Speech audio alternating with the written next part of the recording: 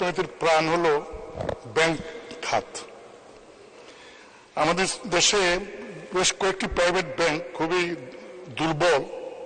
বাংলাদেশ ব্যাংকের নির্দেশ অনুযায়ী, সিদ্ধান্ত অনুযায়ী কয়েকটি প্রাইভেট ব্যাংক অন্য কয়েকটা সবল ব্যাংকের সাথে একীভূত হওয়ার একটা সিদ্ধান্ত হয়েছিল। তার মধ্যে ন্যাশনাল ব্যাংক ছিল অন্যতম। কিন্তু হঠাৎ করে দেখলাম ন্যাশনাল ব্যাংক একীভূত হওয়ার যখন প্রক্রিয়া চলছে তখন এর মালিকানা চেঞ্জ হয়ে গেল। এই মালিকানা হঠাৎ করে কিভাবে চেঞ্জ হলো? তাহলে কি এই ব্যাংকটা এই একীভূত হওয়া থেকে কি সরে এসেছে এই সিদ্ধান্ত থেকে, কি না, আপনার কাছ থেকে জানতে চাই। ধন্যবাদ। মাননীয় প্রতিমন্ত্রী। ধন্যবাদ মাননীয় স্পিকার।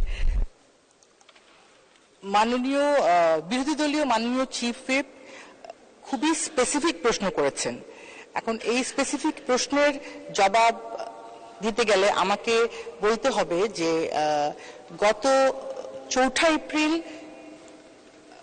আমরা একাদশ সংসদে আমরা ব্যাংকিং কোম্পানি রিলেটেড একটা মার্জার অ্যাকুইজিশন অ্যাক্ট আমরা পাশ করেছিলাম এবং এই বছরের 4 এপ্রিল বাংলাদেশ ব্যাংক থেকে একটি গাইডলাইন ইস্যু করা হয়েছে যে ব্যাংক দুর্বল হলে দুর্বল ব্যাংকের ক্ষেত্রে সেটা অন্য ব্যাংকের সাথে মার্জার হওয়ার জন্য কি কি পদক্ষেপ নেওয়া যেতে পারে।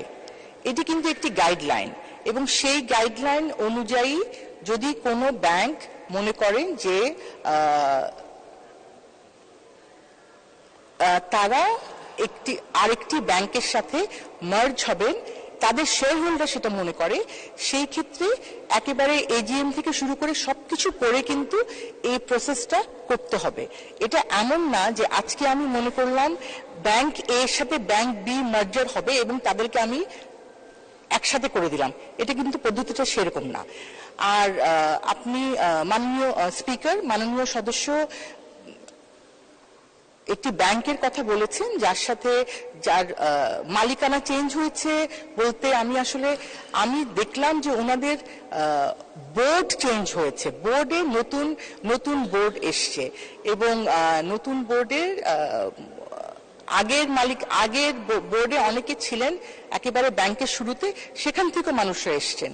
তো মালিকানা চেঞ্জের বিষয়টা আসলে আমার কাছে খুব স্পষ্ট নয়।